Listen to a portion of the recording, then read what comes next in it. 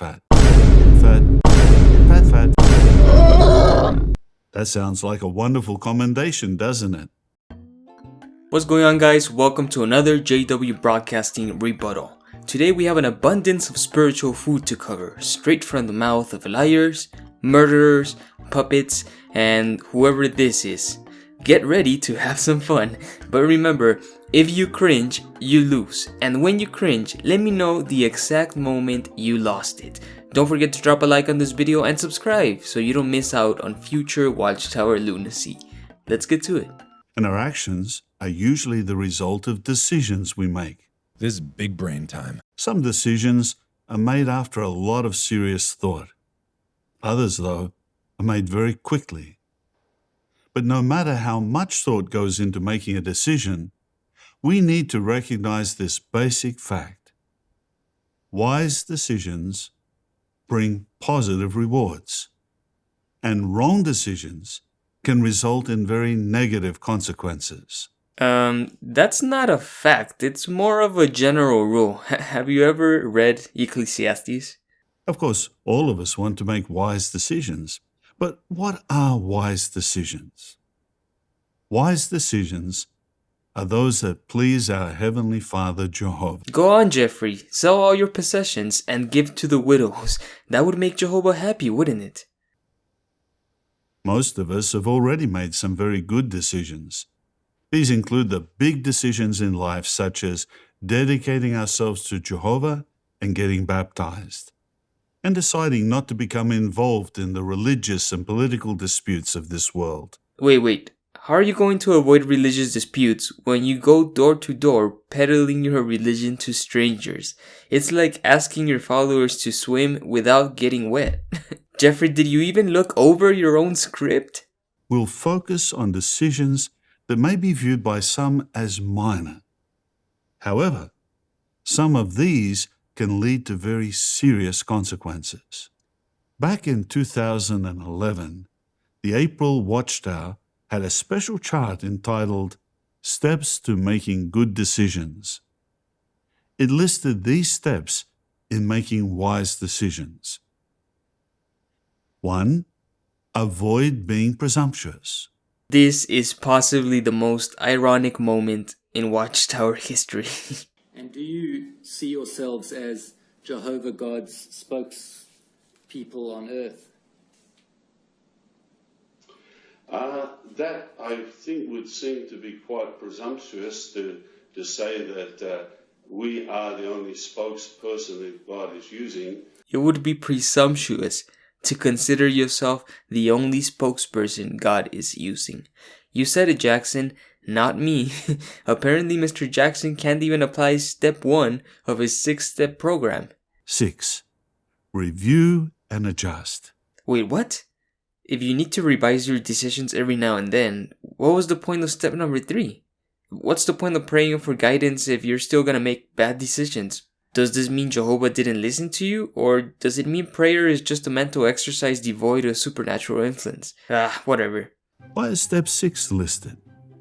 Well, from time to time, we need to review decisions we've already made. As we do so, perhaps we'll come to realize that some of them were not the best decisions. Can you still be like the successful captain? Yes, you can. How? If you courageously make the needed adjustments.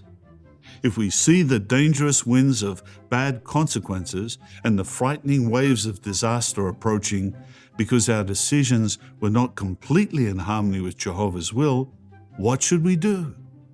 Be like the wise captain. Don't worry about losing face. Did you catch that, dear viewer? Watchtower is terrified of losing face. It is that very same fear that drives the governing body to hide a database of child molesters in their world headquarters. It's what has created this toxic culture of protecting abusers instead of victims, so as not to bring reproach on Jehovah's name. If Watchtower actually followed their own advice, they would apologize for their past mistakes and strive to improve their direction.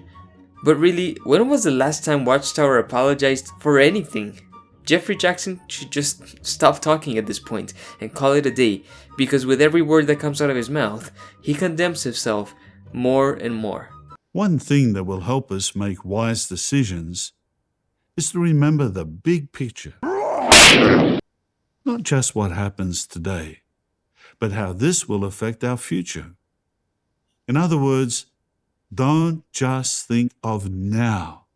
Think of forever. That's the theme of our music video for this month. Wait, what? That's the talk?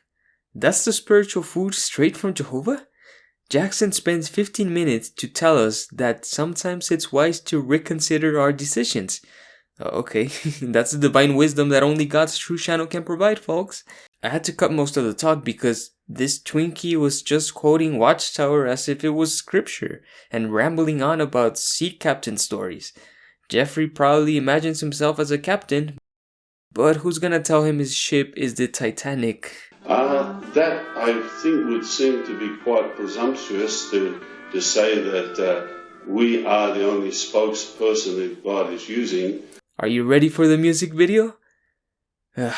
Fuck me. Live for forever.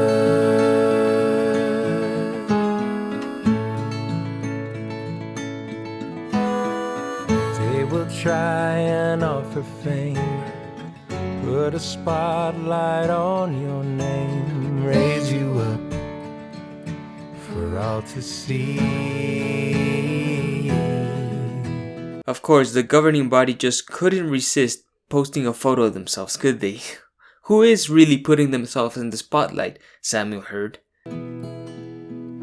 But rather than strive after wind, Jehovah says reach out to him. He promises life in paradise. So stand tall, give your all. Jehovah's right there with you. He won't let you fall and break. You too, Jeffrey? Are you gonna post a picture of Uncle Tony too? Oh, wait.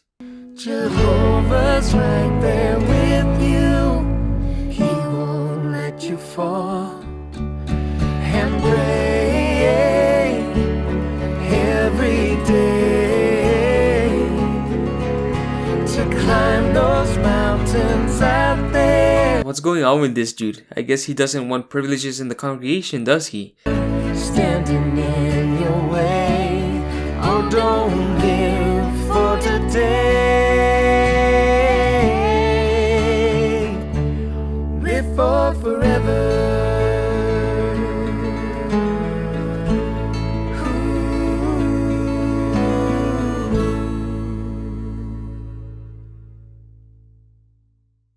Hey, what do you say? I guess this was the first music video I've seen in a long time that doesn't make me want to claw my eyes out. This was actually kinda nice, but you know why? Because most of the video shows us Jehovah's Witnesses being normal people. They're dancing, playing games, going on road trips, feeling euphoric in large crowds, singing together, and at the end of the day, these are things that all people enjoy. It's a nice reminder that no matter how indoctrinated a person may be, each one still has that little spark, that individuality, their true self, hiding deep beneath their cult persona.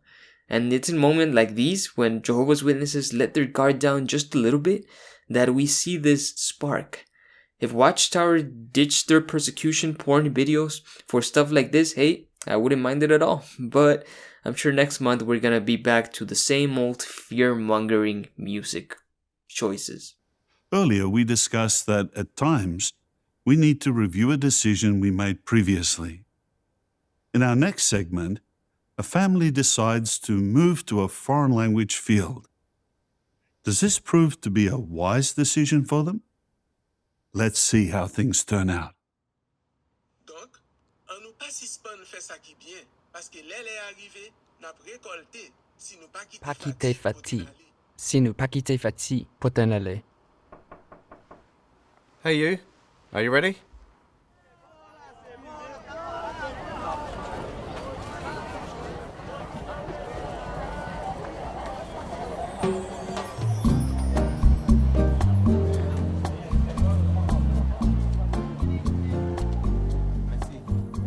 The Haitian community in our area was growing, and a new Haitian Creole congregation was formed nearby. We checked out their territory and saw they needed a lot of help. Step on over. So, should we do this? I've been praying for more studies. I think this might just be my answer. Yeah? I'm in. Good. Then as soon as we get home, we can pray about it. Our new language was exciting. We spent every spare second we had trying to get better. We had so much joy, but we had challenges too. Nous tuer l'amour prochain nous, même ça nous l'amour tête nous. Poor kid, probably worked his ass off preparing that comment and people just laugh at him. And I'm not exaggerating. When I was helping out in the Thai congregation, it took me like 30 minutes to prepare a short comment, since Thai is a tonal language and if you screw up the tones, you screw up the whole meaning of the word, but that's a topic for another time. Let's just say my terrible Thai got more than a few laughs from the congregation. Bonjour, Samuel. Bonjour.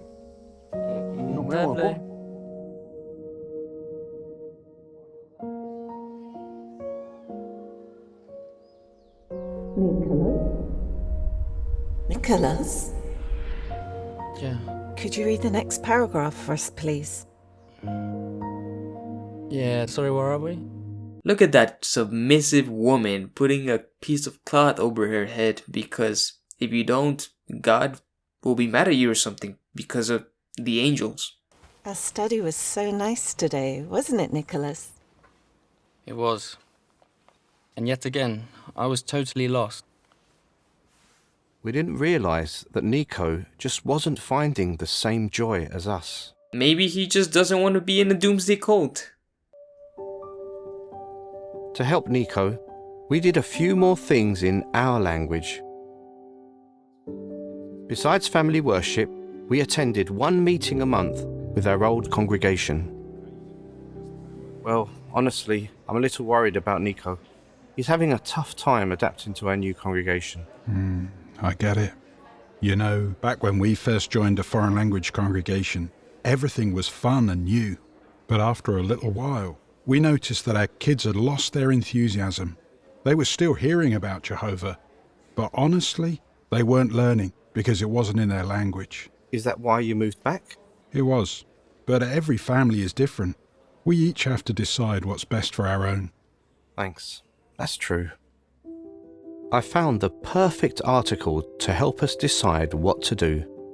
Have you noticed they quote Watchtower articles all the time now? I mean, they've done it for a while, but it just becomes more and more frequent now. It mentioned the example of Daniel.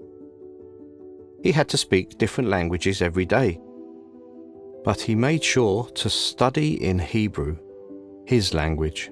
The Bible doesn't comment on any of this. The article mentioned Psalm 119:11. In my heart, I treasure up your saying. For Nico to treasure God's word in his heart, we felt he needed even more guidance in the language of his heart. The truth is, when I'm at the meeting in my language, it's different. I don't have to think a lot just to understand what I'm hearing. Well, I think it's clear what's best for our family. It is. But what about your students? It's okay, Nico. We'll find a way to help them. The language we're immersed in every day is the language of your heart. So it's best for you to keep growing spiritually in that same language. What about making sacrifices for the sake of our Bible students? Isn't saving their lives the most important thing to a Jehovah's Witness? It was the best decision in order for Nico to stay close to Jehovah. But we did miss the Haitian Creole field. So, a few years later... Are you ready? I'm a little nervous, but I think I'm ready. We decided it was the right time to move back. We're so glad Our decision helped Nico build a solid foundation for his faith and his future. This is clear proof that the governing body doesn't know what the fuck they're doing. First, they push everyone to join foreign language congregations. Sometimes, the key to getting out of a rut in our ministry is to take advantage of opportunities we have right where we are. Have you considered auxiliary pioneering or regular pioneering? What about learning a foreign language with the goal of helping a nearby group or congregation? Then they realize most foreign language groups are not actually sustainable and they're not making any converts, so thousands of them are shut down. Just in my hometown of El Paso, we used to host a Chinese group, an Arabic group, and a Korean group. Guess what? They don't exist anymore. So much work for what? Watchtower then realizes that young people shouldn't be joining the foreign language groups before they're fully indoctrinated, so that's why they released this video. But guess what? Foreign language groups are actually really cool. So many people have woken up after joining them. Because when you're sitting in that kingdom hall without understanding a word you're hearing, now you have more time to think for yourself and boom, it's over. Many JWs became apostates after joining a foreign group such as Lloyd Evans and Amber Scora. Watchtower knows this, but they still can't scale back all the foreign language groups because that would be owning up to their mistakes. And remember, Watchtower doesn't do that. Don't worry about losing face. What kind of a price tag can you put on your child? 0! That means it's nothing. My dad, he gave me all I needed. He loved me so much. I would take my mother's knitting yarn and I would tie it to his door handle after he went to sleep. And I would run it across the hall to my bedroom and tie it to my big toe so that when he opened his door in the morning, I would wake up and I could be with him. What the fuck? That love that I had for my dad, I wanted them to love Jehovah that much. I wanted a string tied around their hearts right to Jehovah so that he was the one motivating them and he was the one waking them up spiritually every day. Jesus said, obviously, we can't slave for two masters. And I've tried to do that, and believe me, it does not work. Like any father, I wanted to have a home for my family. My profession was building houses, but that cost me my pioneering.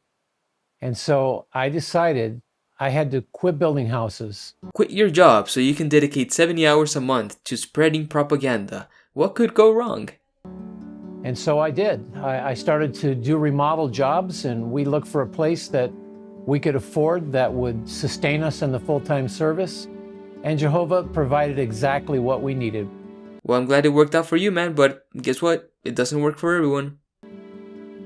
One of the highlights of raising the children was the annual visits to unassigned territory. The success in the ministry was phenomenal. So we decided as a family to take on the challenge of learning Spanish. You literally just showed us a video on why it's not wise to drag your kids into a foreign language congregation. You can't even keep your propaganda straight anymore. We had a large Spanish-speaking population in our territory and in the surrounding territories, and there was no group or congregation to help them. When we would go out of the country to preach, we would often stay with family members of our Bible students or our brothers and sisters in these countries in some very humble surroundings. And we took advantage of the hospitality that they offered us because we wanted to live the culture with them. It just opened our eyes to a world that we never knew existed. What can we do to repay Jehovah but just keep going? Keep trying and keep moving forward until we're on the other side. The other side. Keep spinning the hamster wheel, guys.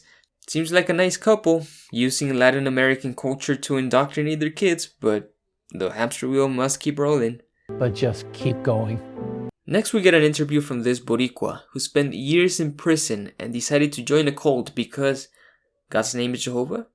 A judge stated that I had a propensity for criminality. Well, no doubt he was describing a vicious person. As a youth, I was hanging around with the wrong kind of people that led me into a life of crime and debauchery. I did get in contact with my father, and he told me, never forget Jehovah, that was it. That was his name, and that's all I got out of it. I knew that there was nobody that could help me but God. So that's when I found myself in prayer to Jehovah. I vowed that I would make it my business to learn more about him than just his name. At that time, that's all I knew. I got some literature. I got the Bible too. Jehovah became more meaningful to me. That's when he became real to me. So apparently Jehovah is not real unless he becomes more real to you? So an imaginary friend? Parents, never give up on your children. Jehovah never gave up on me. And he rescued me from the spiritual darkness that I was in. And he brought me into his light and to his wonderful organization. You weren't going through spiritual darkness. You were just paying for your crimes after murdering someone. But I guess it's all good now that you found Jesus, right? I mean, dude, it sucks that you had a bad upbringing and you got mixed in with the wrong crowd, but you killed someone. For as much as I crap on religion, there's just some people that need a Sky Father figure to behave properly, like Enrique here. That's just how it is. And I give him all the credit for that. And when I speak to people, that's what I tell them. I tell them, it wasn't me, it's Jehovah that's done all of this. It was all you, my man. It was all you. And he could do that for you too if you give him an opportunity.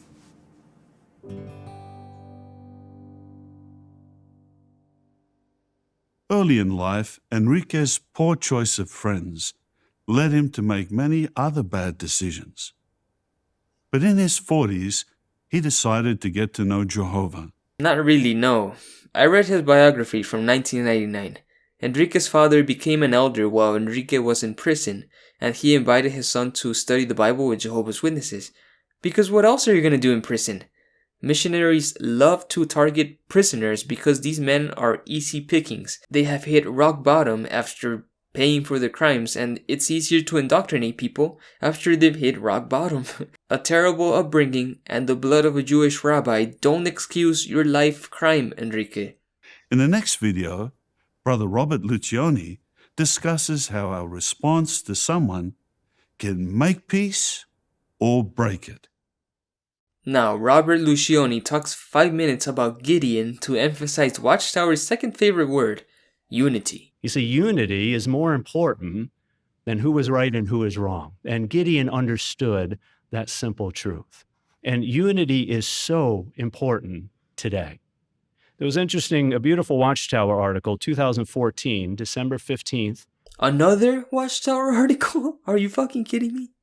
And the article was entitled, Facing the End of This Old World Together. And it stated this. It said, one of the darkest periods in human history nears. For God's people, it will be a time for unity. It goes on to say, during the coming time of trouble for this system, we will have to be truly united. So let me ask you, do you think it's any coincidence that here where we are in the stream of time that we see Jehovah pulling his organization closer and closer together? Jehovah's organization is more united than ever? Bro, your cult is ripping apart on the seams. You hammer on about unity and obedience because you don't want more people jumping ship. In unity, is it any coincidence that we hear over and over again the need for peace and for unity? No. You see, as this world gets more and more divided, fragmented, fighting. This world has always been divided and fragmented. You might as well say, oh, the water is becoming more and more wet. You see how silly that sounds? We need to pull tighter and tighter together in unity. And that requires that all of us work on these beautiful qualities of humility, mildness, and patience. And when there's a lack of unity, what do we have to do? Well, we have to look at ourselves. You see, generally, Lucioni accidentally hit the grab boobs emote. we find that the problem is me. It's us. Well, again, what can help us to not be an obstacle to unity? Humility, mildness, patience, just what we're considering in Ephesians chapter 4. You see, we have to have the confidence that if it's important to Jehovah, it'll happen. And if not, what a shame it would be if we become an obstacle to unity over something that's not that important to Jehovah. You see, brothers and sisters, we need the Gideons to help us in our support of the governing body. Gideon was such a beautiful example. Once he understood Jehovah's direction, he was willing to run into the fire for Jehovah and for his organization. Whoa, did I hear that right? He was willing to run into the fire for Jehovah and for his organization. You know what time it is?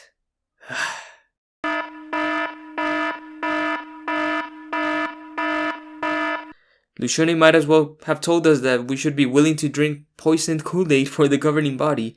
Gideon wasn't willing to run into the fire for 8 old farts in New York. He went to war because he knew he had the God of the universe behind him. After asking physical proof of miracles, what proof do we have that the governing body is being backed by God? 0! That means it's nothing. That's what we need. We need Gideons. We don't need any more Ephraimites. And what you need is to shut the fuck up. What kind of Jonestown lunacy is this? Run into the fire with us. Could this be more culty? I don't think so. Stop. May each one of us walk worthily in these last days. Work on the qualities of humility, mildness, and patience. And if we do, we will be a uniting force for good and of Gideon-like value to Jehovah and the organization in the troublesome days ahead. This man just makes me sick. He's only been featured once in this channel, and believe me, it was also culty as hell. Get out of here, you boob-grabbing psycho fuck. Now we jump into the next section, Iron Sharpens Iron, which is Greek for how to manipulate people into your cult.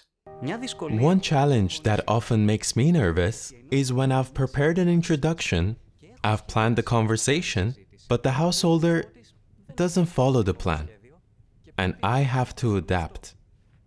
Have you ever had that experience? This could mean that what we prepared just won't work.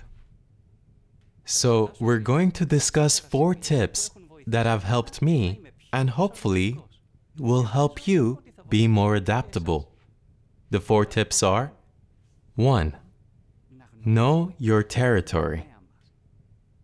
2. Make use of the teaching toolbox. 3. Anticipate common objections or questions. And 4. Be flexible. Adjust to the householder's needs. Because remember, this is meant to be a conversation, not a sermon or a sales pitch. Yeah, this definitely reads like a sales pitch. Notice how using the Bible is not even on the list. Now, let's look at a situation where applying these 4 suggestions can help. What the hell was that next turn? Are his eyes going to turn white too? What introduction are you using? I thought I would talk about economic problems. Yes, because Jesus went out preaching into the countryside to talk about the economy. But let's see what would happen if she were to ask just one more question and adapt according to the householder's response. Actually, now isn't a good time. I just received some bad news. I'm sorry. Is there anything we can do to help? No. I just heard my sister has cancer. Oh, that must be so difficult. For your sister and for you.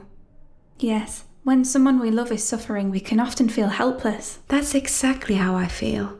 If you have a moment, could I show you something that I find comforting? About a time in the near future when our loved ones will never suffer again. I'd like that. Have the bozos in the writing department ever heard a human conversation before? Normal people don't talk like this. Notice what the Bible says at Revelation 21 verses 3 and 4. With that, I heard a loud voice from the throne say, "Look." Cults like Jehovah's Witnesses intentionally target people who have hit rock bottom, those who are emotionally distressed and vulnerable. Oh, was your sister diagnosed with cancer? Come join our cult. There will be unlimited pandas for you. The sisters are probably well-intentioned, but the last thing this woman needs right now is to be brainwashed into serving 9 old dudes in New York. This is emotional manipulation 101. Wow. Did you see how she was able to offer this woman real comfort just by being adaptable? All it took was one simple question. Is there anything we can do to help? She was sincere and friendly, and the householder responded. Dude, blink! Blink, dude! Use your eyelids! Remember, part of the beauty of our ministry is that we continue to one another. What good suggestions. And that's about it, guys. Our propaganda for the month ends with a postcard from the beautiful country of Greece. So let me know what you thought of this month's broadcast in the comments below. It was definitely less culty than last month's broadcast, but there are still some pretty wacky moments. If you enjoy my videos and would like to support my channel through a small donation, just check out the links on the description below. A huge thank you to my Patreons for keeping this channel running, and thank you to everyone for watching. Take it easy, guys, have a wonderful day, and stay away from the tower.